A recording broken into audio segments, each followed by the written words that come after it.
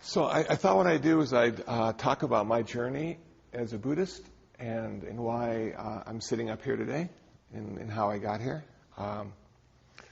So if you're either a Buddhist or a meditator or non-religious or spiritual, maybe some of what I'll say makes sense. So I was born a Lutheran, which made my parents happy. And it was okay to be a Lutheran for a while. But I'm a little older, so in the 60s I was in high school. And it was important in the 60s to question all authority and not trust anyone over 30. So I embraced that concept and became an agnostic, realizing that up until that point I hadn't had a relationship with God anyway. And why not be a nonconformist, like the other millions of nonconformists out there? And so I was a happy agnostic for until the age of 28. And I suppose this happens to all of us at some point, but for me it was 28. And one day I woke up and I realized I was going to die. Now, the concept of dying I was familiar with, but I hadn't really looked at myself as having to die. And I don't know why that one day it was important for me to realize that I had to die. But it woke me up to the fact that if I did have to die, maybe I should have a religion. Because people with religion seem to die better than people who didn't have religions. So I didn't immediately go for the religion. The first thing I did was I quit smoking. And I felt better. And then I joined a holiday health spa. And so I investigated what it meant to have a body at 28. And then in working the body, I realized there was a mind attached to that. And then I thought, I'm going to learn how to meditate. And I didn't know anything about meditation. And I had heard that meditation and Buddhism were connected in some way. So I bought a book by Houston Smith called World Religions. And if you haven't read it, it's really a nice introduction to a lot of the religions in the world. And I read the chapter on Buddhism twice, and I said, I'm going to be a Buddhist. Now, there was no logical reason why I should be a Buddhist, because I hadn't heard anything about Buddhism. I hadn't read anything about Buddhism. I didn't even know any Buddhists. But it seemed to be about being a human being. It seemed to say you didn't really have to have a relationship with the divine being to be a good human being. And so I looked at myself and I said, well, I qualify. You know, I've never had a relationship with the divine being, and I'm born a human being. And this might be a good path to investigate. So I got another book, the phone book, and found a meditation center. And the meditation center is down the road a bit. It's Olympic in Vermont, just off Olympic in Vermont. It's called International Buddhist Meditation Center. So this was like 1978, 1979, and there was a guy named Shinzen Young who was an American teacher, Caucasian, who had gone to Japan to study Japanese. He was at UCLA, and then he became ordained as a Shingon monk, and he came back. And he was like the vice abbot of the center. So my first introduction to Buddhism was with a Caucasian who spoke more languages than I did, but spoke English as a first language. And for me, that was really important, because I had like a lot of questions, and I couldn't phrase them very well, even in English. And somehow he was able to understand what I was trying to say and give me some answers that I couldn't understand, but realized that at some point I probably would. At that point, he was mostly a Zen guy. And to be honest with you, I was never really attracted to Zen because it was too hard to understand. It was pretty esoteric, and it was like poetry, you know, and I just didn't feel comfortable trying to figure out what they were trying to say. But I hung in there anyway and got some good stuff. I understood that the walls were transparent. And so I looked at the walls in the Zendo, wondering how anybody knew that they were transparent and didn't exist in the way I thought they did at that point. And wouldn't it be cool if I could see through those walls and realize they didn't exist in the way I thought they did. So that's how I sort of started. As you can tell, I was a bit confused. After a couple years struggling in meditation and trying to understand Zen, I gave up. And I came in contact with a Theravada teacher, Dr. Ratnasara, who was born in Sri Lanka. He was a Theravada elder. Theravada tradition was his tradition. Early Buddhism, as compared to later Buddhism of Mahayana. And it started to make sense for me, because there was 1, 2, 3, 4 of these, and there were 8 of these, and there were 7 of those. And I said, okay, now this is something I can work with, because I don't have to try to decipher it and decode it. All I have to do is figure out what 4 things they're talking about. And that's when I came to a really interesting realization. I realized that my life sucked. Now, up until then, I felt like I was doing pretty good. I had a job, and I had a place to live, and I had a car, and I had fun. And I pretty much thought, well, that was what life was all about. And then I came to early Buddhism. And early Buddhism said that life is really difficult. And so I was curious, well, why did they say life was so difficult? And they said life was difficult because you're born. Now, I had never thought about birth as being difficult for me. Mom, maybe, but not me. But because I was born, the Buddha said I was going to have to get old, and I was going to have to get sick, and I was going to have to die. He then went on to say that everything I really liked would be taken away from me, and the culprit was impermanence and change. And anybody I didn't like, in any place I didn't want to be in, I found myself around those people and in those places, and there was nothing I can do about it. So that was like my first real introduction to Buddhism, that my life sucked, and then I had to die. And so the second truth, he said, was my life sucked because I was selfish. And I hadn't really thought about it in that way before, but it turned out to be the case, that all I wanted to think about was me, and everything that made me happy I wanted to hold on to as long as I could, and everything that made me unhappy I wanted to push away and get rid of as fast as I could. And because I was born with original ignorance, not original sin, I couldn't figure out how to do it. And I hadn't seen The Matrix yet, because it hadn't been made. But as it turns out, I was sort of living in the Matrix. And so my job was like, how am I going to wake up out of this Matrix? Now, the third truth was Nirvana was like the end of my suffering, the end of all future rebirths. I'd never have to be born again. And the end of my karma, which I really wasn't sure if that was a good thing or a bad thing. So Nirvana was the answer that I was supposed to be looking for. And to be honest with you, when I heard about Nirvana, I liked the part about not having to suffer, but I wasn't really sold on not having to be reborn again, because then I wasn't going to exist. And wasn't that sort of like nihilism, and would it be any fun not existing? Because whatever sadness and sorrow I felt in my existence, at least I was here. So it took me a few years to sort of grasp that concept. And then the karma thing, what goes around comes around, the sort of 60s bumper sticker thing, that always worked for me. I thought karma was just like, what I said and did, and if I was good, then good things happened to me. And I hadn't come to the part yet in Buddhism where there is no good or bad. So I was just trying to be good and have good karma. Then we came to the Eightfold Path. And that was really the eye-opener. Because I started to see that the path was not the goal. That the goal was nirvana, and the path leading to the goal was the Eightfold Path. And so, like, when I started the Eightfold Path, I made that my goal. I'm going to do the Eightfold Path. But then you only do the Eightfold Path and you never achieve nirvana.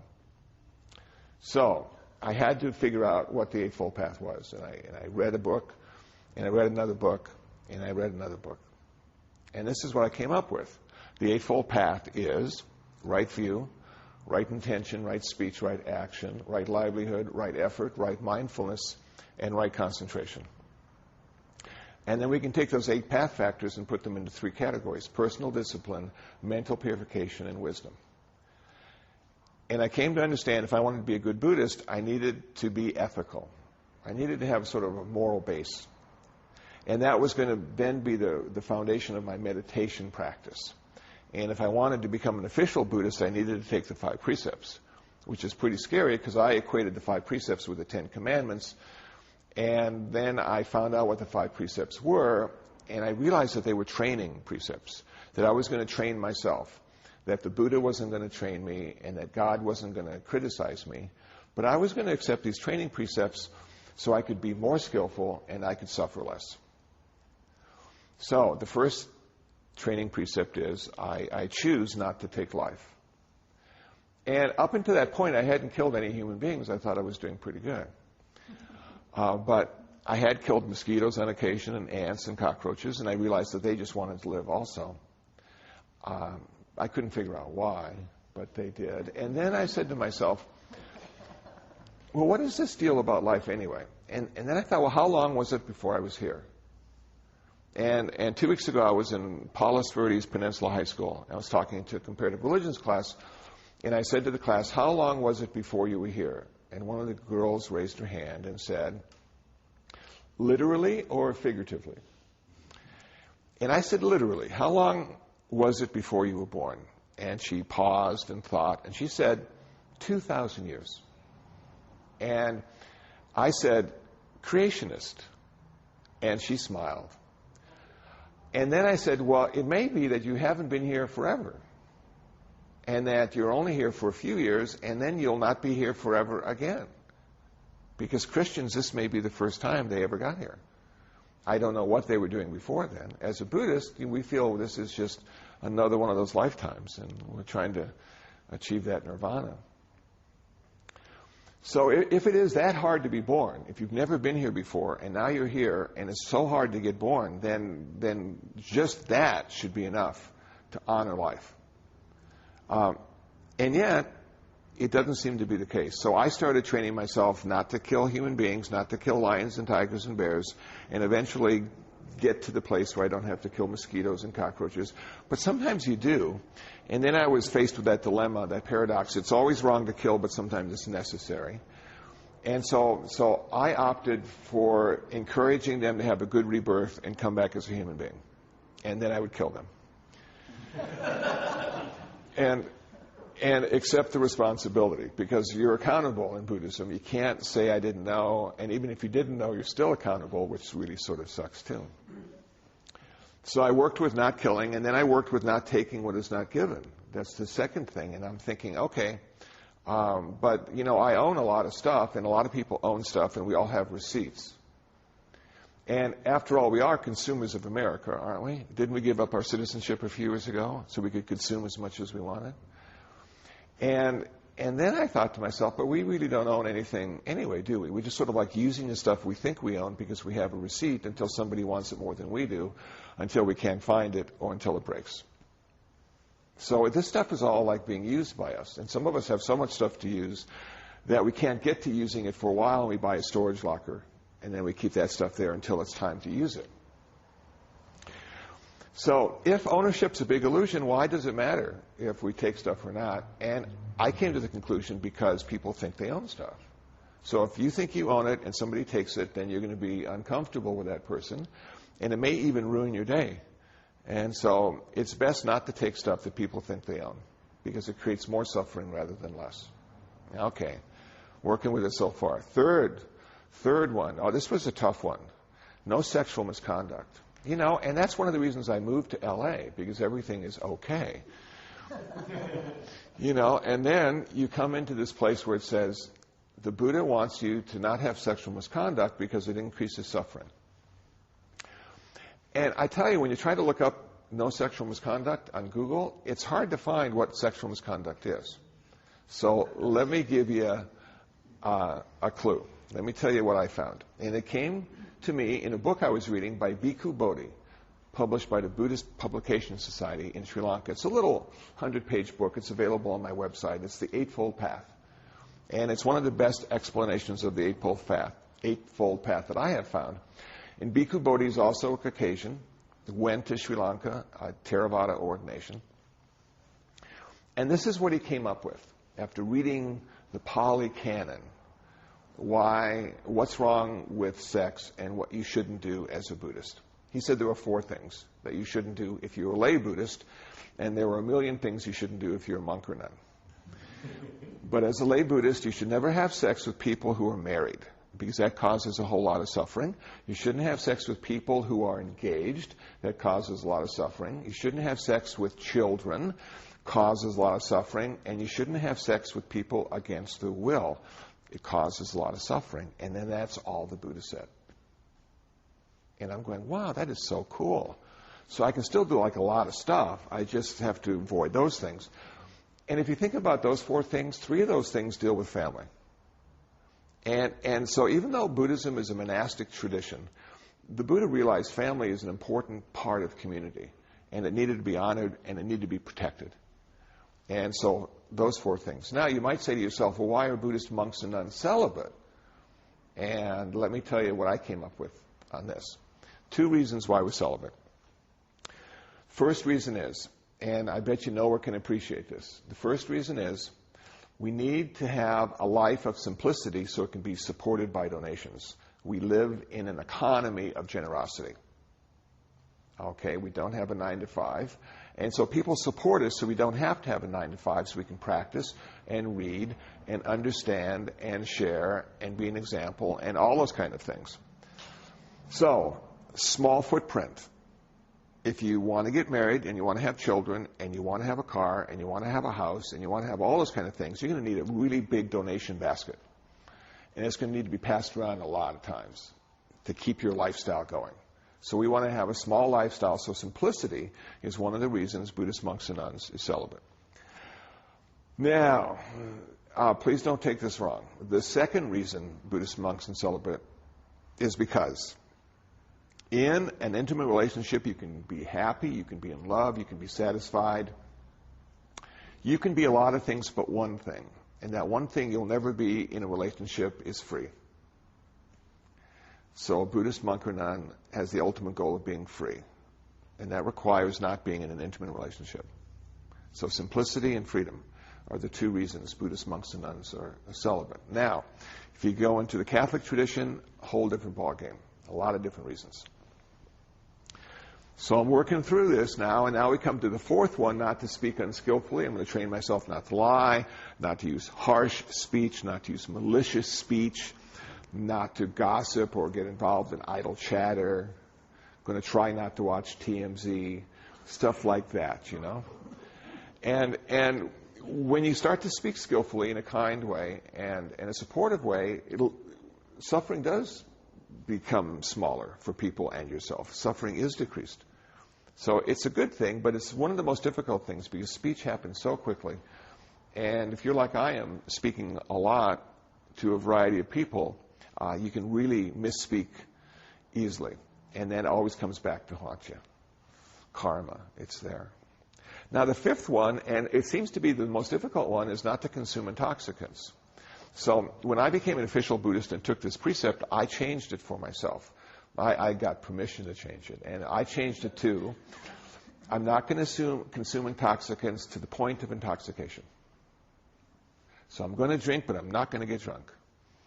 And when I want that burrito and that beer and that salsa and those chips, it'll be okay.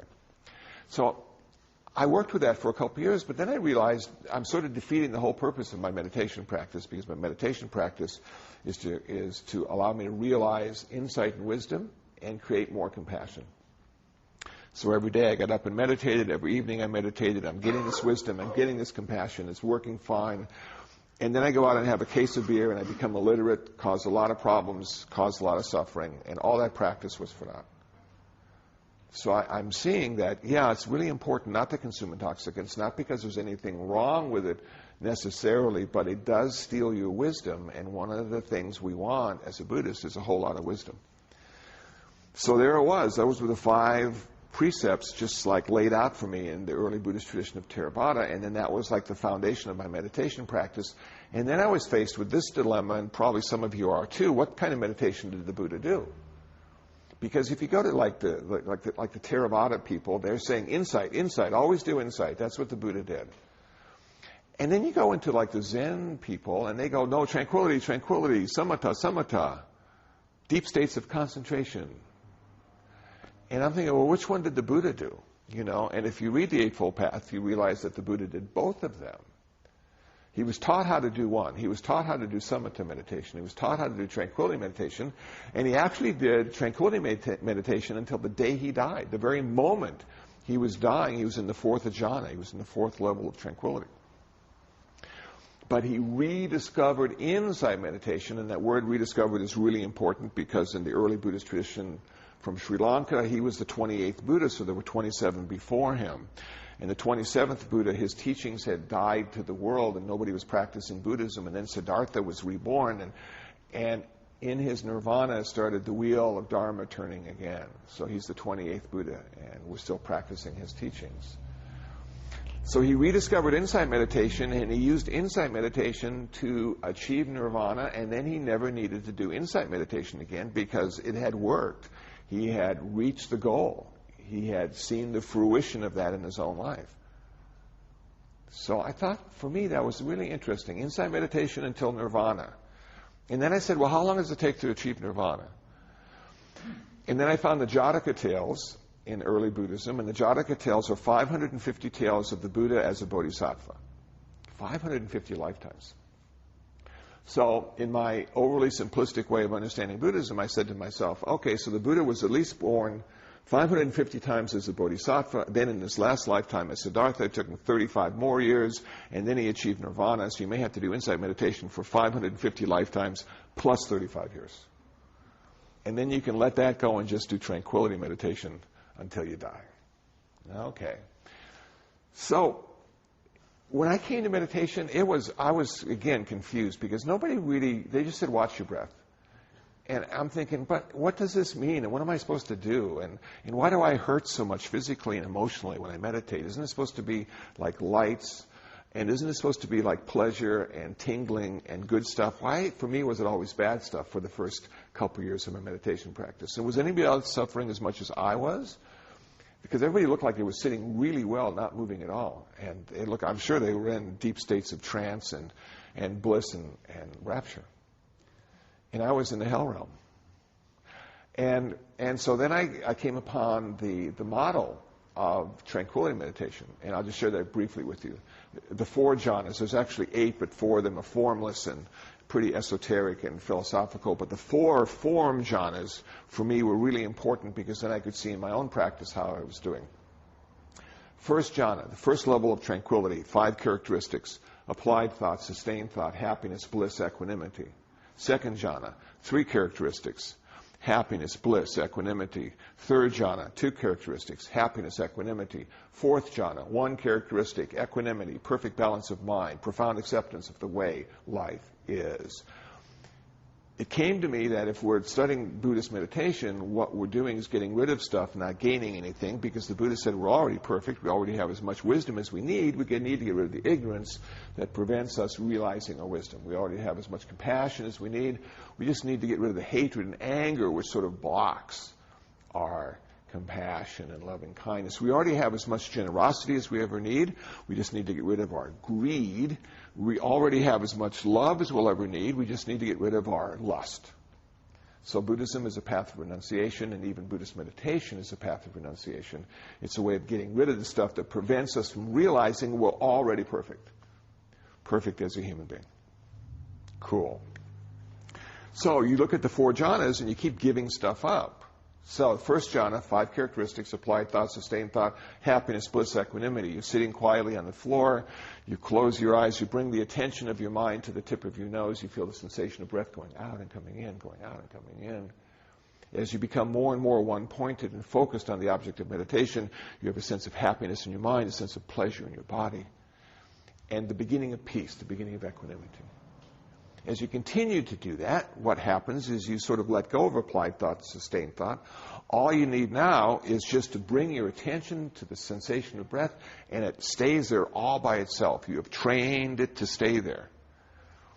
You have a greater sense of pleasure, physical pleasure, a greater sense of happiness, and a greater sense of peace. But now you want to go deeper because you want to experience all the jhanas. And you realize you're going to have to give something up. And what the Buddha says you need to give up is pleasure. And that really bummed me out because I didn't want to give up my pleasure. And then I said to myself, how am I going to give up my pleasure? If my body gives me pleasure, how can I not feel the pleasure if my body's giving it to me? Am I supposed to go into denial or not notice it? that I'm feeling pleasure? And then I reread it and started to understand what he was talking about. We're not supposed to give up our pleasure. We're supposed to give up our attachment to pleasure. And I said, okay, but that's really hard to give up the attachment to pleasure. And then the Buddha said, well, you can come through the back door on this. He said, you can give up your aversion to pain. And if you give up your aversion to pain, you'll go automatically giving up your attachment to pleasure. Now, I had a lot of pain to work with, so I'm thinking, I'm going to give up my aversion to pain. So how am I going to do that? Well, I'm going to sit quietly, and I'm just going to suffer. I'm going to watch the pain arise in my knees and my back, and I'm just going to observe it.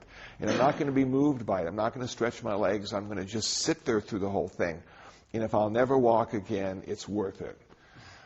You know? And so I sat there, and I started to realize that the pain was just simply the label I gave that really, really, really strong sensation coming from my knee. And that really strong sensation wasn't there always. It kept fluctuating. It got stronger and it got weaker, and sometimes it almost seemed to go away for a while, and then it would come back just to get my attention, just to let me know that I'd be dead soon if I didn't move. Because really, pain is indicating to us that we're going to die. And if you don't observe the pain and do something about it, you will die. But it might take you 20 or 30 years, you know. But in that state of mind, in that meditation state of mind, it seems like we're going to die today, in this very moment. Or at least not be able to walk ever again. And so I had to deal with fear, and I had to have courage, and I had to have a place of acceptance, and I had to decode the pain and see the sensation. And once I was able to sort of sit with that sensation, my aversion to pain became much weaker, and my attachment to pleasure became weaker as well. So then you go into like this next place, and you only have two things to go now. You have happiness, and you have equanimity. And what are you going to give up? You're going to give up happiness. But not real happiness. You're going to give up your attachment to happiness and your aversion to sadness. And finally, if you're able to do that and figure out how to do that, one more characteristic, and that's perfect balance, equanimity, peace, profound acceptance of the way your life is in the present moment, just the way it is. You don't need to change anything. Now, what did the Buddha find this to be? He found this to be problematic. Because when you got up off your cushion, went out, got in your car, went on the 405 freeway, and somebody cut you off, you know, all that stuff comes back. It's not permanent. So he said, I need to find a permanent way to come to this place of peace so I can carry it with me wherever I go without having to have a zendo and incense and the Buddha statue. And that's where insight meditation comes in. And there's 4 kinds of insight meditation. There's mindfulness of the body, there's mindfulness of feelings, mindfulness of the mind, and mindfulness of mental objects. And the one I like to talk about is the one that's easiest for me to understand, and that's mindfulness of feelings or mindfulness of sensations. And the Buddha said we have 3 kinds of sensations: pleasant, unpleasant, and neutral. And the whole idea is just sort of become aware of the sensations of the mind. We have emotional sensations and mind sensations. We have physical sensations. And just be aware of them and note them and note whether it's pleasant or unpleasant. Most of the time, neutral ones won't get our attention. And we're sort of going through that stuff, pleasant, unpleasant, pleasant, unpleasant. And then there's a point where we sort of go into this rumination. We start reflecting. We start observing these sensations in relationship to the 3 aspects of Buddhist wisdom, which will liberate us forever from suffering. And now that really got me. Okay, the 3 aspects of Buddhist wisdom, what could those be? And how can those liberate me? And how can I apply that to my sensations? Well, they are, and I'm sure you've heard these before, impermanence, suffering, and not self. Those are the 3 aspects of Buddhist wisdom that will liberate us from our suffering, and from all future rebirths, and from our karma. And so I started with impermanence, okay, and I said to myself, were all these sensations impermanent? Were they fixed? Were they vibratory in nature? And I thought about it, and I said to myself, well, they're all impermanent, because none of the sensations lasted forever in the same way. They kept changing, and sometimes they would even go away for a while. So if all the sensations I became aware of in mind and body were impermanent, could I apply that now to the world around me and see if anything in the world was permanent? And I looked and I looked and I couldn't find anything that was permanent in the world. Everything kept changing. Even mountains, after a few million years, turned back into sand. So I'm going, okay, so like the whole world's impermanent, and like I'm impermanent, and there's really nothing to hold on to in this world. There's no place to stand that's stable because it's always in a constant state of flux. And maybe that's one of the underlying factors of my dis-ease and discomfort in this world, is that I keep hoping for permanence, and all I find is impermanence. And it drives me sort of nuts. And it gives me a feeling that I'm not in control. And you go, well, okay. So now we come into this place, well, where all these sensations ultimately unsatisfactory. And I'd have to say, looking at some of those sensations, some were good. I enjoyed some of them. A lot of them weren't so good. So I noted that as being unpleasant. But then if you factor impermanence into the pleasant sensations, and when the pleasant ones change, then they become unpleasant because you don't want them to change because you're attached to that. And so with impermanence, every sensation ultimately becomes unsatisfactory. So I was starting to see, putting myself in this relationship of impermanence and unsatisfactoriness.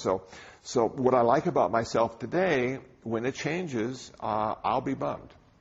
And thankfully, what I don't like about myself today, when it changes, I'll be happy. But then there comes this point where it all changes and it never gets any better. Like, have you ever talked to somebody who's like really old? There was this guy, he's 96, and he was part of government in some way, and he was well known, and they were interviewing him, and they asked him, what can you tell me about being 96? And he thought for a moment and said, I don't recommend it.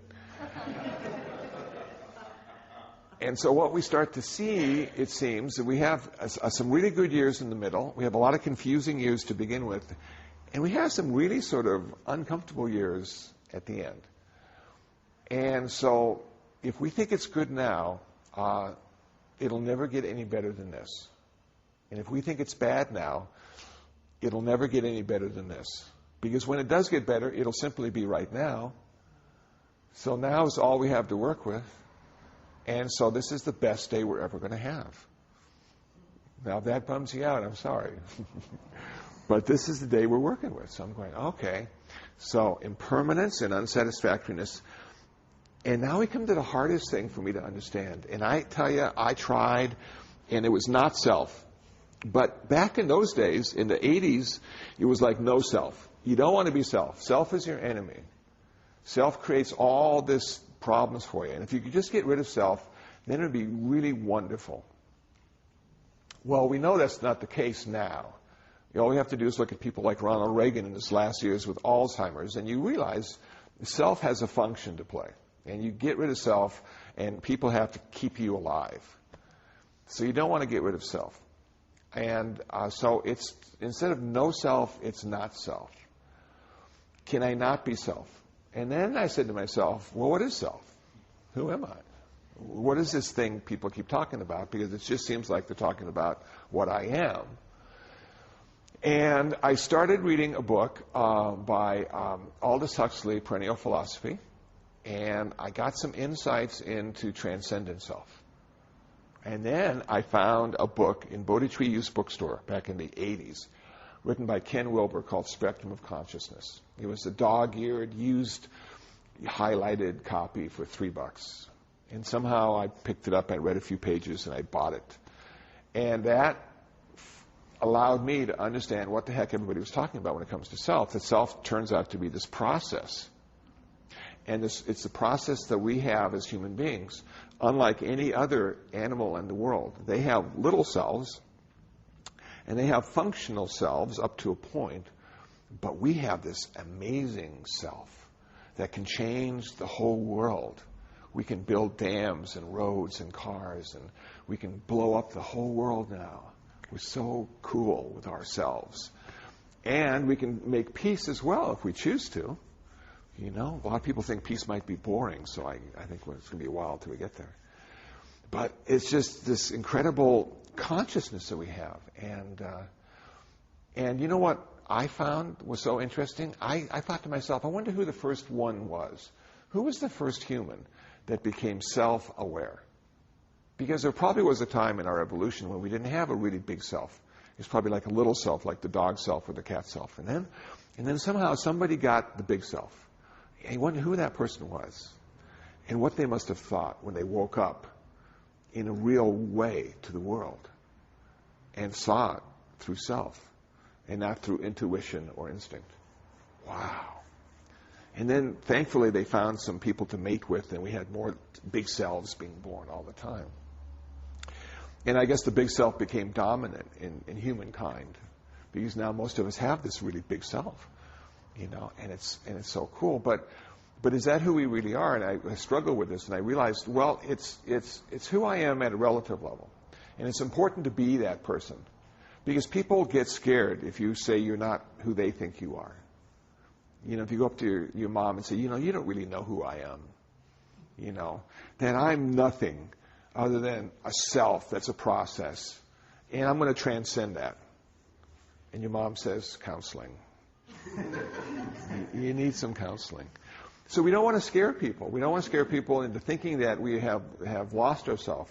But we want to work with ourselves enough to transcend it and not have it be our master, it seems to me.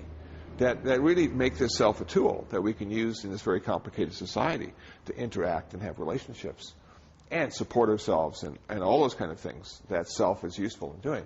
But once self becomes dominant, once self becomes king, whoa, it can really wreck our life.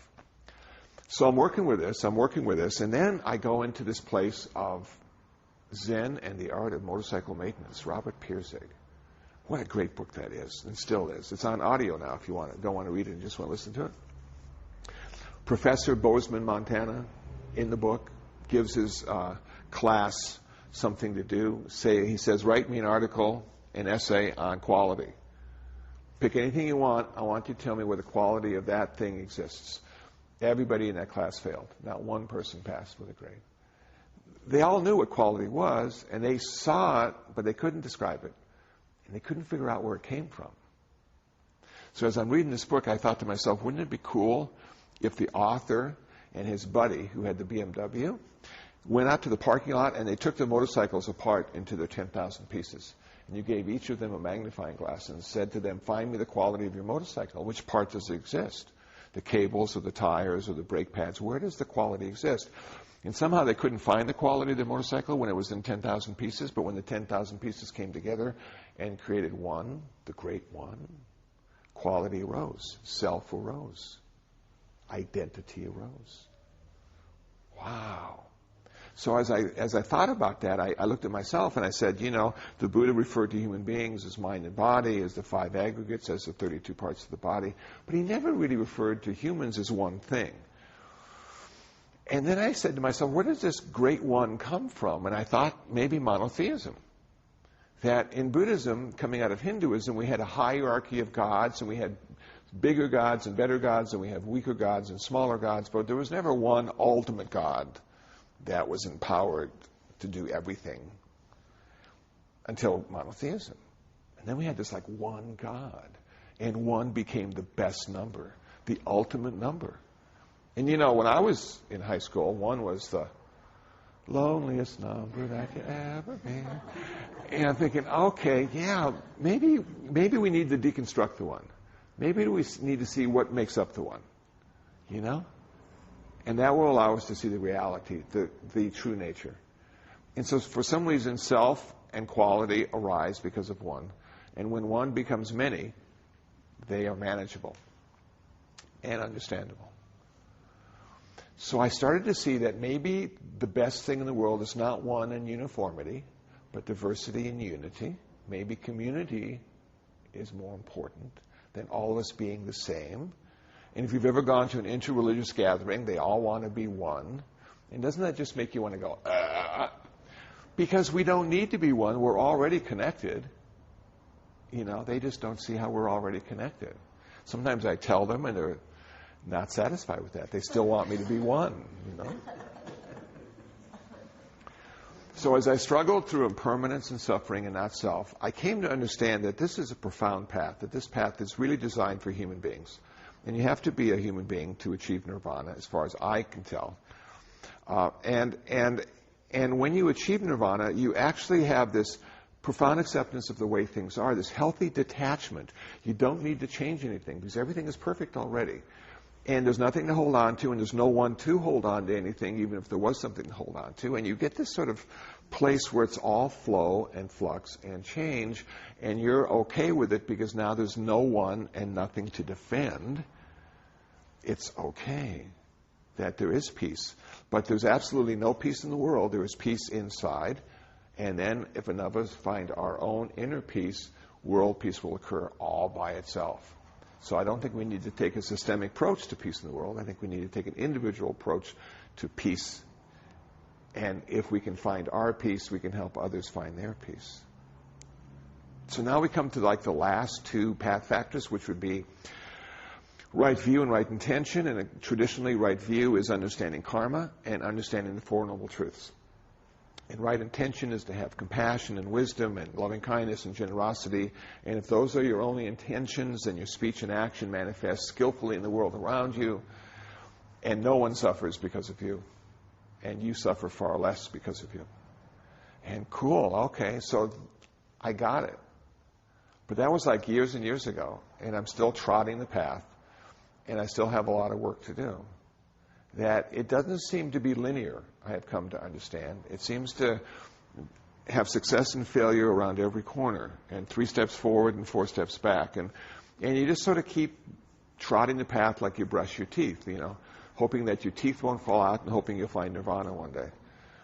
And then the Buddha said, well, you already achieved nirvana. It's already there. You just need to realize it. So the path, I suppose, allows us to realize that we're already there. And that's cool. So there's no place for us to go. We don't have to go to India. We don't have to go to Sri Lanka. All we have to do is go find ourselves and then transcend that.